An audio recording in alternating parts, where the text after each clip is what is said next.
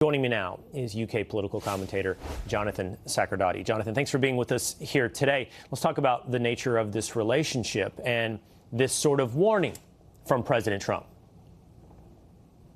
That's right, Will. I would say this was a very clever speech from the King, cleverly crafted for him.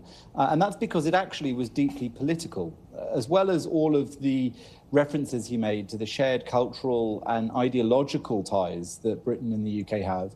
He also singled out quite a few things where there seemed to be daylight between the British position, certainly now, and the US position. He talked about Ukraine, he talked about NATO and how the UK and other NATO allies had been solid behind the US after 9/11. He also talked about the environment, something he loves to obsess about and bore on about over the years.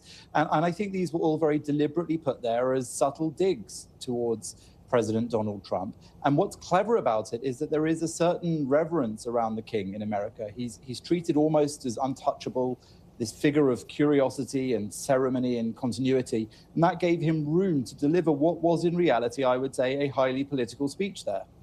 Interesting. I have come to understand that when it comes to analyzing the words of the royalty, it's always beyond the stretch of the definition of subtlety.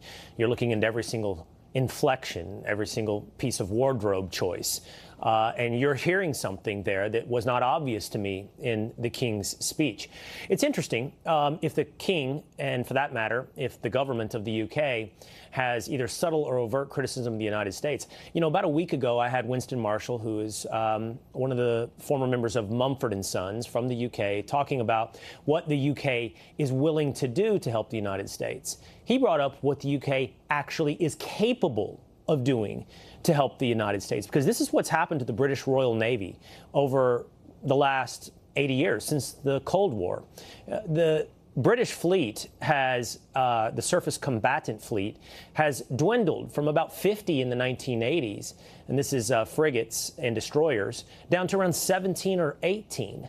And I think that is a source of frustration for the President of the United States and for Americans, is not just will you help us, but will you help yourself in the UK?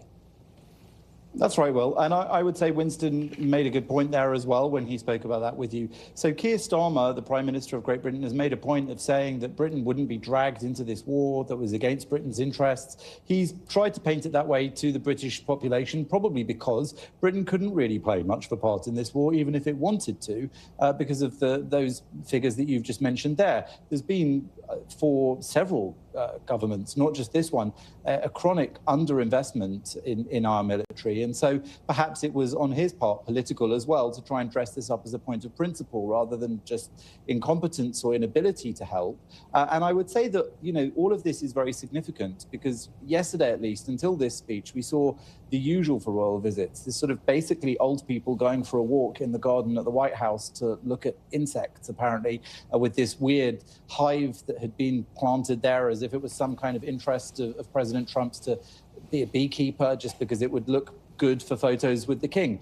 No, today we heard the real thing, but all of this sort of pomp and ceremony, all of these photo opportunities, all going on while the world is basically still at war with America and Israel united in battle against those forces of evil, what Ilhan Omar might call World War 111, but Britain not playing its part in that, I would say.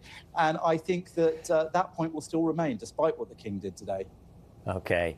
Well, it's your job to pick up on the subtleties of the King's speech. It will be our job to hammer home the obviousness of Ilhan Omar's lack of historical literacy a little bit later in the show, as her reference was to World War XI.